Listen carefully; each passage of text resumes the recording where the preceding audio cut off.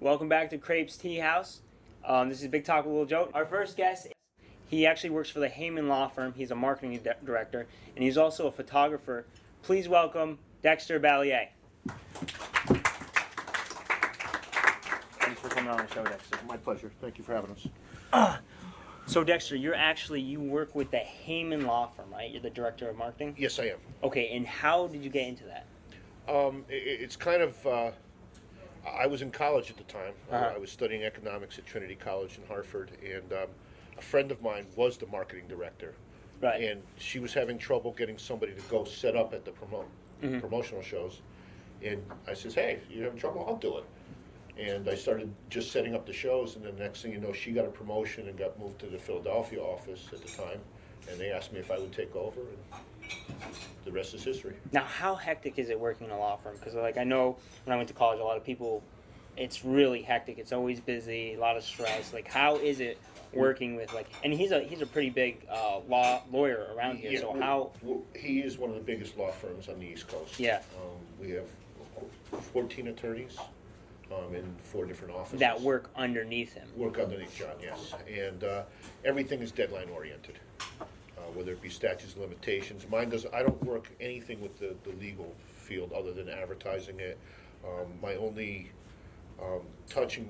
my only connection with the law firm is that with the legal end of it is I have to make sure that we don't break any ethical violations Right. through our advertising. So I'm well informed about what we can do and what we can't do. Right. So how do you go about, the whole marketing a law firm? Because I've actually seen, doesn't he have, he has a billboard, for 291. Is that, Yes. do you have anything to do with that? Actually, through the photography, I provide the files that you see, the photos that you see on the billboards, and Right. then they'll send scripts in and copy to me to see if I feel that's effective. Mm-hmm. But for the most part, the mainstay of my position is that we promote to the motorcycle community. Okay. And we go to probably close to 100 motorcycle events during the course of the year, whether it be a motorcycle rally, swap meets, charity runs, trophy parties, you name it. We go to those. We bring the Haymond girls, and we hand out promotional material. Which our biggest unit, in which I produce, is a motorcycle events calendar.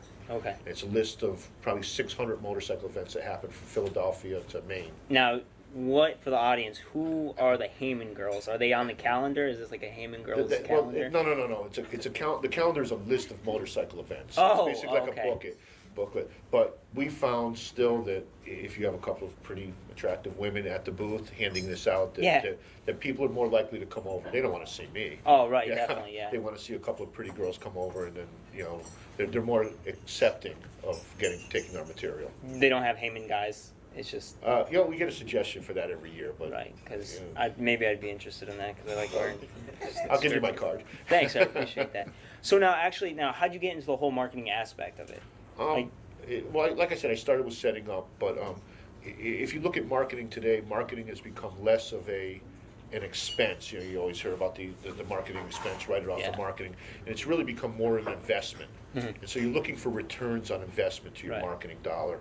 And coming out of economics, that you see more people coming in from the financial background and an economic background than you see them coming in from a marketing background to get a job. So have the Haymond girls boosting up your return on investment? Have you noticed the Haymond girls really working at the... Yeah, it still works, so John wouldn't keep cutting the check for me. Right. Now you're actually a photographer on the side, is that right? Yes, I'm a photographer. Actually, John pushed me into the photography, but the birth of my son was what really pushed me to get deeper into the photography. I had, always been, pictured myself as a photographer with a little point and shoot, but as I got more into it, I saw that I needed new equipment to achieve what I was trying to do. And my photography for John was getting such a reputation. I started getting calls from outside people to come in and take photos and cover events. Really? And I've had a blast with it. He actually brought in some photography for that. You've actually this is your photography, right? Yes. Which one do you want to start with? Let's go to here's one of John Haymond himself. Oh, the big guy. The big guy. And this is up at Americade. They could probably get like 45,000 motorcycles up there at Lake George. Now, he's actually like a huge motorcycle enthusiast. That's why he caters to the motorcycle. Yes, he is. He felt there was a perception of prejudice against motorcyclists in the case of an accident. Right. So he started representing motorcyclists. Now, for the scooter people, do you consider scooter people motorcyclists? No. Okay, Sorry. so we're down below. We don't. Well, not knowing that you were one of them, but I'm no. not saying I am, but I'm just saying for the scooter riders Well, out there. Yeah, the scooters, you pretty much, for the most part, have to keep the same regulations as a bicycle. You have to stay out of the way of traffic. You can't go on highways. You can't go on it. Motorcycles are over 75 cc's. They can go on the highway. Right. Yeah. But the scooters are more a result of the high gas prices. Yeah. And whereas motorcyclists is more of a sporting enthusiast Yeah, type yeah, of yeah. thing. Like- You don't buy a bike because you're trying to get better gas mileage. You buy a bike and ride it because you enjoy motorcycling. Right. Now he's actually like a sponsor of the Springfield Bike Night Thursday. Yeah. Yes, it is. Third Square is it's a great event. I mean, it's surreal. Any Thursday night, you'll see 1,500 motorcyclists down there.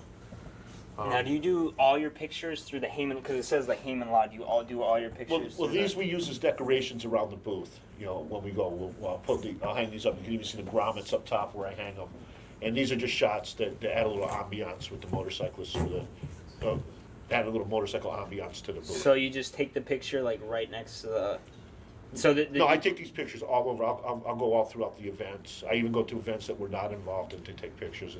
It's really become a... So you guys are big on like Laconia. It's called Laconia, right? Laconia, we sponsor the Haymond Law Bike Show series up in Laconia. Oh, so you have a huge thing. Yeah, we go from we're there. We have 5 different bike shows that we sponsor. They're all approved by Laconia Bike Week, and we're in different spots. We're at the Fun Stop. We're at the Lobster Pound.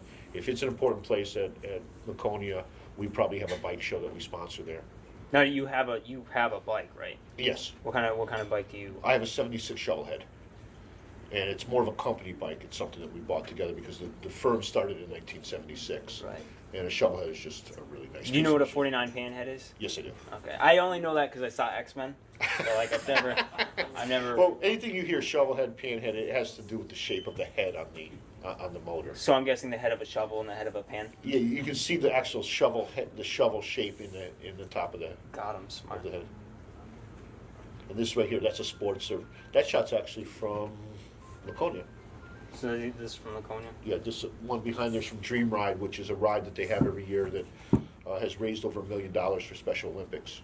So now, what kind of bike does John have? Does he have a whole bunch? Right now, the '76 Shovelhead was his. Yeah. And when he ripped his ACL, I took it over. Oh, you heard his. Yeah. Was that like a motorcycle accident? Or? In a way, yes. It was the bike fell over, and as he was trying to pick it up, it was the weirdest thing. He ripped his ACL out of his bone, and they asked him, the first question he asked is, well, doctor, will I be able to ride? They said, well, you'll be able to ride, but if you put your foot down, when you put your foot down and stop, your knee could actually collapse on you. So does he have like the 3 wheels? Like No, does he have the 2 wheels with the carriage and stuff like that? He won't do that. He sneaks the bike out when his wife's not around. Oh, okay. Well, hopefully she's not watching that. So you take pictures for some motorcycle magazines, right? Yeah, I'm senior photographer for Connecticut Cruise News. Mm-hmm. I've also worked with Road Bike Magazine. I've worked with the Motorcyclist Post, New York Rider Magazine. Usually, if I send magazines my photos, they'll publish them. And how long have you been doing with that? 6 years. Oh, 6 years. Yeah. So how do you get into that kind of like how did that? Okay, get into that? actually, it's a really good question because I have a method, and I don't know if it's the same.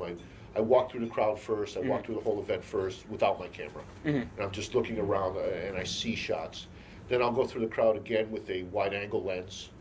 I'll go through the crowd one more time with a super zoom lens, and then I'll go through with my 50mm portrait lens. And between the 3 trips, I usually get anywhere from 150 to 300 photos, which I'll get anywhere from 30 to 50 serviceable photos that I'll present. Right now through these bike gatherings and these all these groups of people just hanging out and stuff. Is that how you meet the people, like for the photography and the magazines and stuff like that? The photography has really helped me make a connection with a lot of people in the motorcycle community. I'd be lying to say otherwise.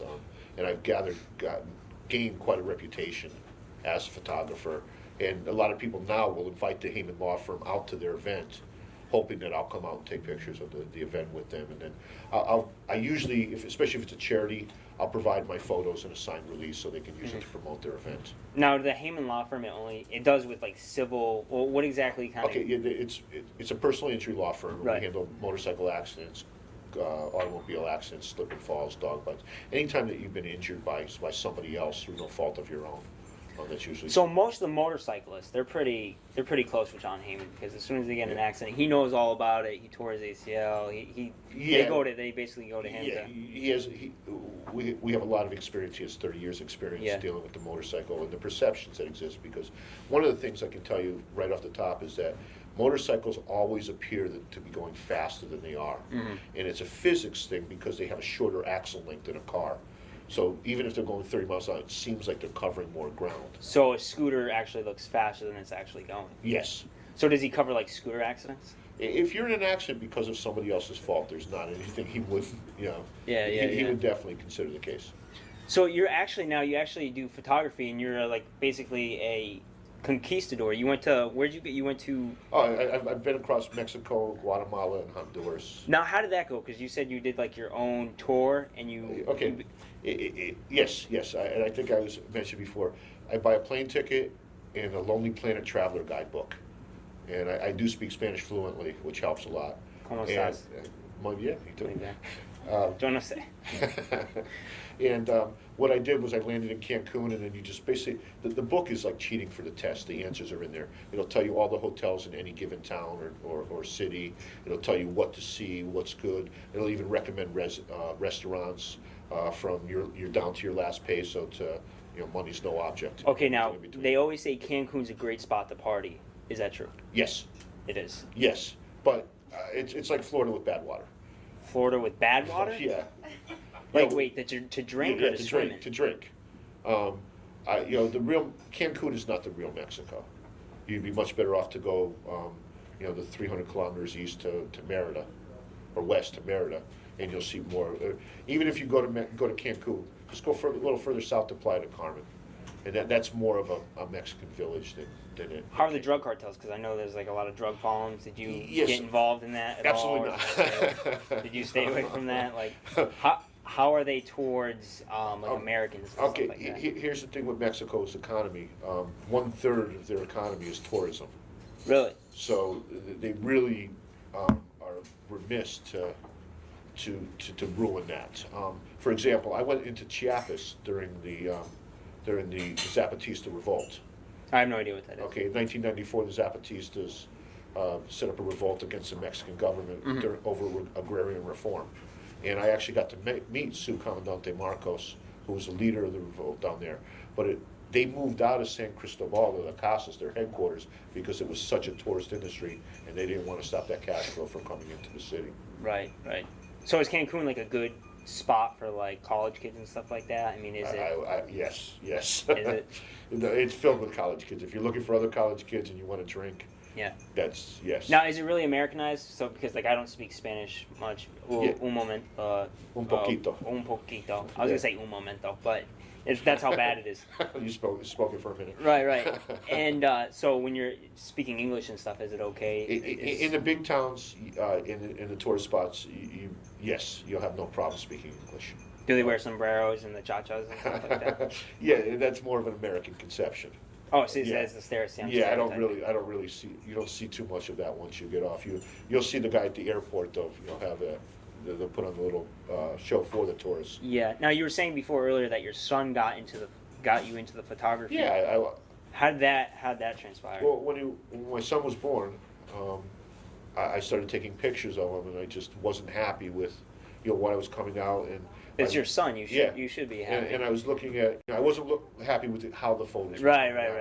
I knew there could be better photos. I didn't have a lot of money then, so I wasn't going to pay a photographer, and it actually inspired my interest, or fueled my interest into photography to be able to get better pictures of my son. So were you doing like the pictures how because your parents bring you to that like Walmart or something like that, and you sit on blocks and you're just taking, was it those